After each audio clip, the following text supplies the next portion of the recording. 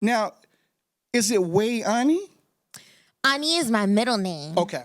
Yeah, no, but in New York, most of the time, people, especially my family members, they call me Wayani or Way Way. The people who are close enough to me, they call me Way Way. But most of the time, like, they'll be like Wayani, or if I'm in trouble, Ani. Like, that's just When you're in trouble. Yeah, when I'm in trouble, Ani. Like, that's kind of the name that I get called. But yeah, it's Wayani McDonald.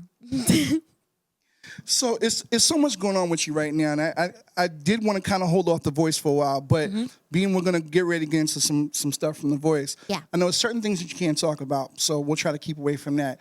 What was the process of you getting on to do the audition for The Voice?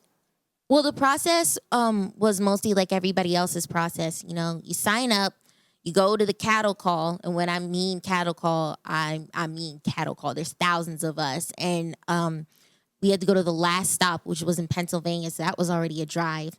You get there, it's like 6 in the morning. The call is at 8. You don't get until 9. So, you know, there's kind of a big waiting. There's producers there, and you kind of just audition in front of them. You get past that one. You go to the next one, and, you know, there's like this big process, but eventually you do get to the blind auditions. So it really kind of shocks people, you know, when we tell them, like, this was not just like a one-step process to get on that stage. We worked. Like, it was some hard stuff that we had to go through. And I'm sure, like, when you walk in the street now, people are definitely recognizing you. So your whole world's about to go to another level right now. Which is great. I think it's funny. I mean, there's the great moments where people come up to you and they're like, "Can I take a picture with you?" And you're like, "Well, sure." And they're like, "Of course you can take a picture."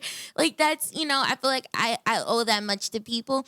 But it starts getting weird when people stop, stare, and point. That's the kind of weird moment, because it's just like, I want you to come up to me and say, like, yes, like, you know, questioning something doesn't hurt. So, you know, if you ever do see me, please come up to me. I want you to. It's the best feeling ever. You heard it. Just keep the drunks away, though. You know how that goes. New York City, so you got to be careful, too. New York City. Definitely. So I would be remiss if I did not mention you were the recipient of the 2015 Clive Davis Music Mogul Scholarship Award. Yeah, wow. You forgot that? I know, I didn't necessarily forget. It was just like, it felt like it was so long ago.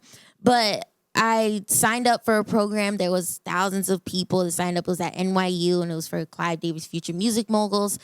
And they only accepted a few, and it was so hard to get in because the audition, it was a group audition. So you had to stand out from a group. It wasn't like an individual thing. Right. So it was a 16-week program, and it taught you performance quality, songwriting, how to work the board, how to use Logic, how to use Pro Tools. So it's definitely a great program.